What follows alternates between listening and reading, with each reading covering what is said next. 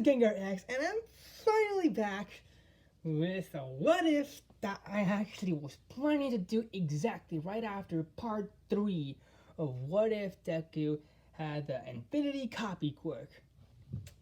And I'm sorry that I didn't make it exactly right after that, but yeah, I was planning to do that, but then I think I remember my parents got home at that time or something.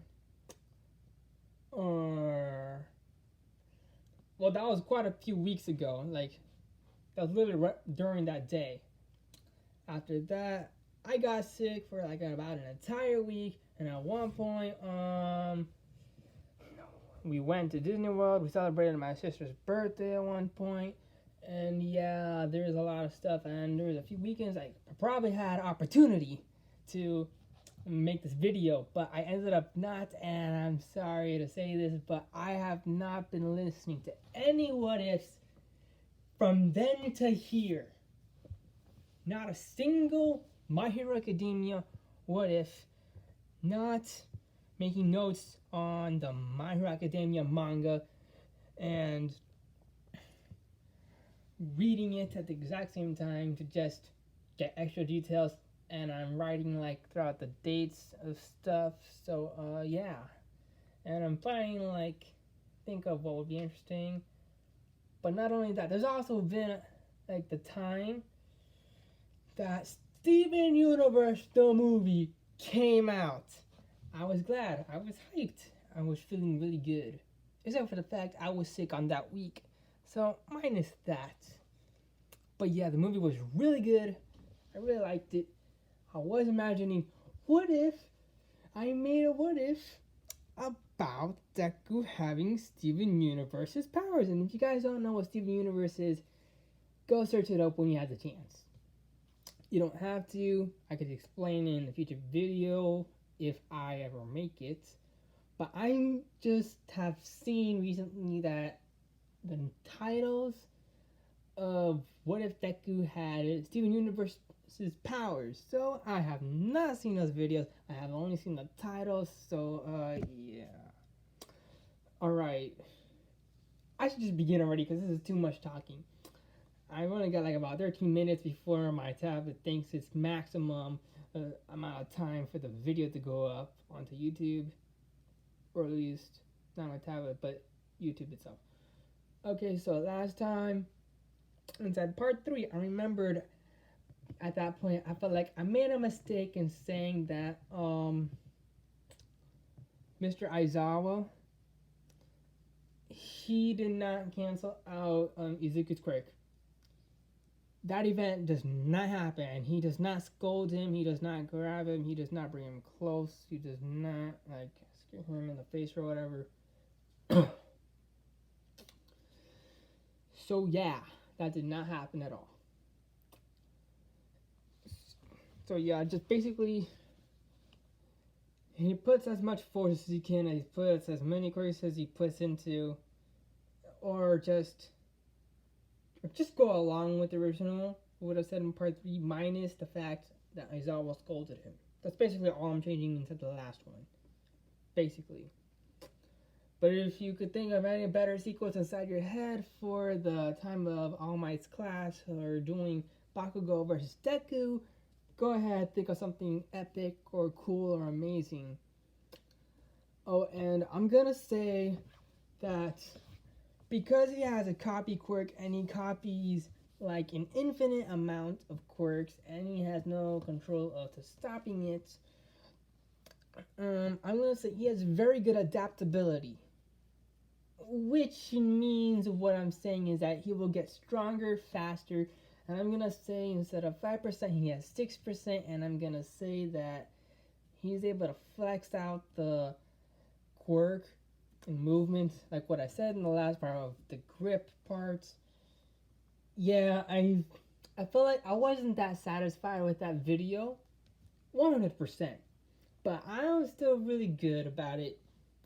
That I did my effort, and I tried to do the best that I could.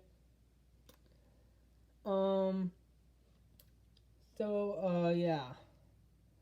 I know there are some other events that I would get to, like, I'm gonna make a quick summary. Okay, I actually haven't thought of this up recently.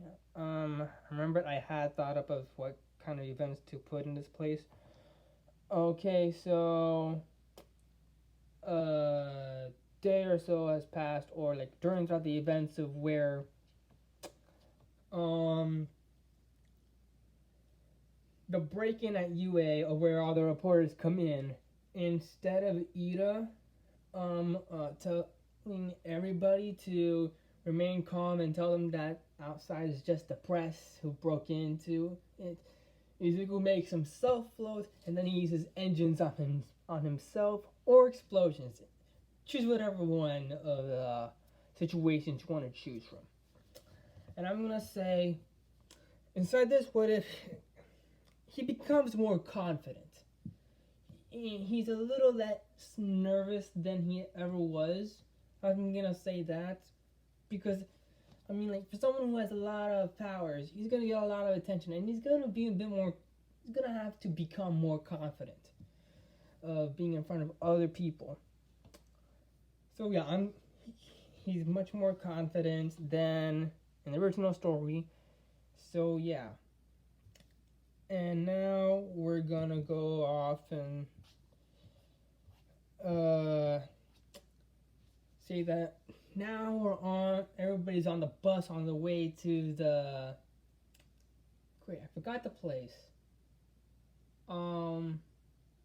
The place that looks like a gigantic, what's the word, dome, and it has all those zones: the flood zone, the conflagration zone, the mountain zone, every single zone. Okay, yeah, there's that. On the way there, so you mentioned, so you can copy other people's quirks, right? Because I'm pretty sure, like, not the story, not everybody is onto Deku, because, yeah, story kind of goes the way as it usually does. The only changes of events that happens is that Izuku Midoriya calms everybody down inside at the lunchroom, at lunch, basically in general. Sorry guys if I've been off. I mean, like, I haven't made a video in a while. I mean, like, completely obvious. Except for those in the future, then hello, welcome here to the past videos. You've probably seen my reboots or whatever. For those who are currently at the time where I don't have any reboots, I'm gonna make reboots off my what ifs. I'm gonna make better versions in the future, and I'm probably gonna put the word reboot or version 2. I don't know. Not a current decision. But yeah. So Tsuyu asked Deku, so you can copy pretty much any quirk, right? And then she notices, so you've copied All Might's quirk too?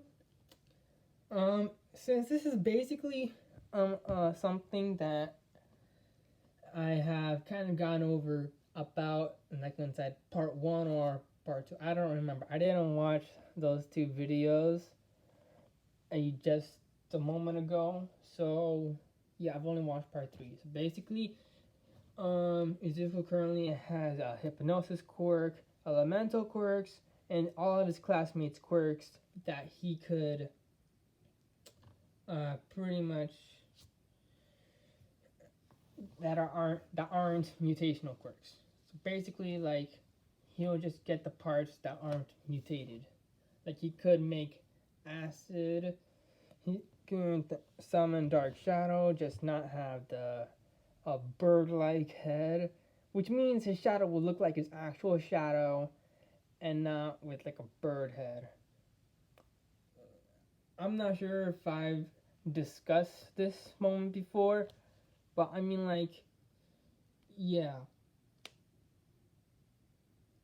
Man, it's getting pretty late in the video. It's already like about 9 minutes, almost 10. And now it's like about to be 10 in 10 seconds. Okay. So basically, Izuku mentions that yes, he has copied All Might's quirks. He has copied that, and he can now use his power too. Everybody inside the uh, van has, well, not van but bus. I really gotta like be more focused in the moment. So yeah, everybody is quite shocked. Deku now has All Might's power within him, a copied version, but they don't know it's a passed on quirk. So yeah. Mm-hmm. And I'm gonna say, whenever he's gonna use, no, I'm not gonna say that right now. All right. Um, yeah, I'm not that imaginative right now, so the thoughts aren't flowing as well as other times. Okay, so everybody gets off, but he doesn't like explain the power. He says, "I'm not gonna explain it. It's not something that you should know about." Like he tells them to not worry about it. It's something to grow into. Like everybody's quirks. He explains to the class that we can grow. Our quirks can grow too. He gives like the explanation like how Toga Mirio had explained inside season 3 on his episode. Like from a weak point you can make your quirk even stronger. And that's what basically he has said, and he's gonna give that explanation to the class and say that All Might's probably been the number one hero, mostly because he trained his quirk to be the best. So now everybody has that kind of confidence to train themselves up more. And I'm almost here at 13 minutes, man. I haven't even got to the fight. Okay, I'm gonna make the next part 5, the USJ attack. Yes, now I remember it. Okay, yeah. This is Ginger X, and see you in a few moments. Yeah.